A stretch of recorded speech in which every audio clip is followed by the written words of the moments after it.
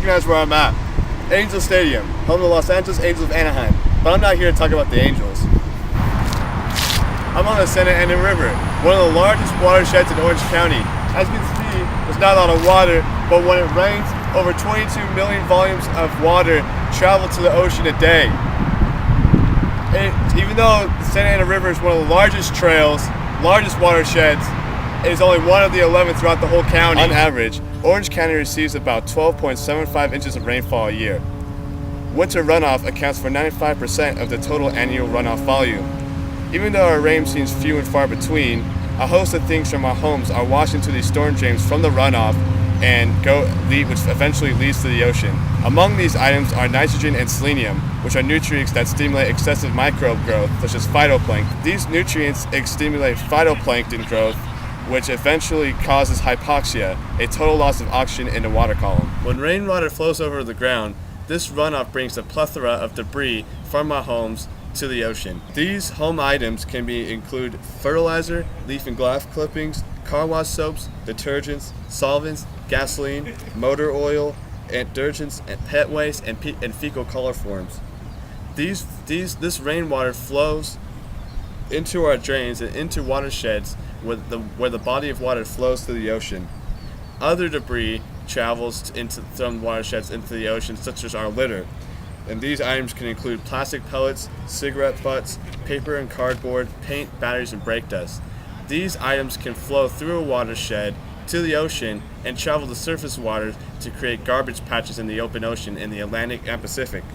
Unfortunately, water that enters into a watershed cannot be filtered due to the mass volume of water that is in the watershed. Watershed is a water body such as a river or a creek that eventually runs to an ocean body. Storm runoff, when it rains, the water runs over the ground into storm gutters where it drains into a watershed.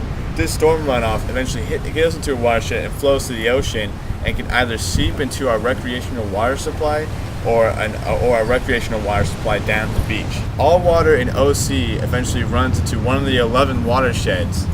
Fullerton's water supply drains into the San Gabriel Coyote Creek watershed.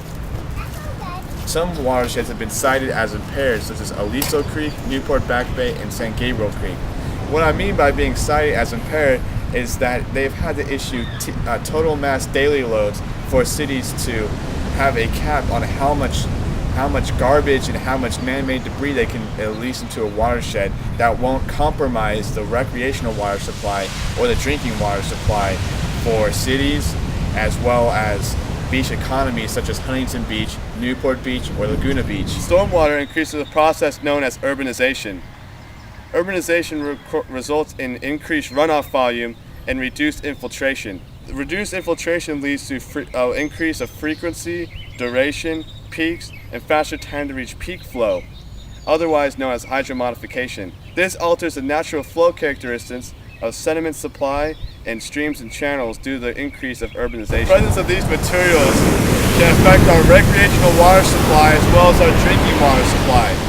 The ejection of man-made debris can affect the health of 3 million Californians. So what is being done to counteract these effects? The water we drink must be treated for certain items. The water that we drink must be treated for these items here. These items can include fertilizers, septic tanks, mine drainage, naturally occurring minerals, industrial chemicals, and metals such as arsenic and chromium. Groundwater consists of 30% of Southern California's water supply and can consist of groundwater for 60% in drought years. Contaminants fall into several categories, those that occur naturally such as arsenic and chromium, and those that are man-made such as pesticides and other things. Water can be treated as is pumped from the ground to remove contaminants and chlorinated if there is concern of a bacterial or parasitic infection. Other process of water recycling is called desalinization, where energy pushes water through compact, dense microfilters that remove salt molecules from the water. Water recycling involves treating municipal wastewater to remove sediments for reuse. The presence of fecal coliforms is also considered when making water quality standards.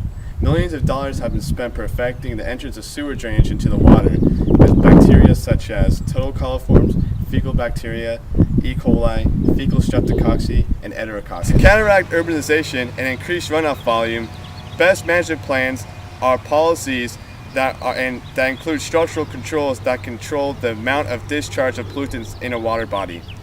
Also, total daily mass loads are used when a water body has been cited as impaired. TDMLs set a limit on how much a city's pollutants can be discharged into a water body a day. Water bodies that have been cited as impaired are Aliso Creek, the Newport Back Bay, and Coyote Creek, the water body which Fullerton drains into. Coastal cities as well as the county put out a water quality management plan, which outlines projects every 2 years to upkeep waterways and lists projected expenses to upkeep the waterway, building plans, and reports on water quality management. Swimming is a major source of recreation, with all the sports and activities that are involved with the ocean. The source of drinking and recreational water relies on our waters to be clean in order for tourism to flourish. Have you ever seen a no swimming sign or a no dumping drains the ocean? These ominous signs serve more than just a warning not to dump your trash, but are a testament to the harmful effects of the many different kinds of man-made debris that is injected throughout the 11 watersheds in Orange County. There are many ways to clean up our waterways.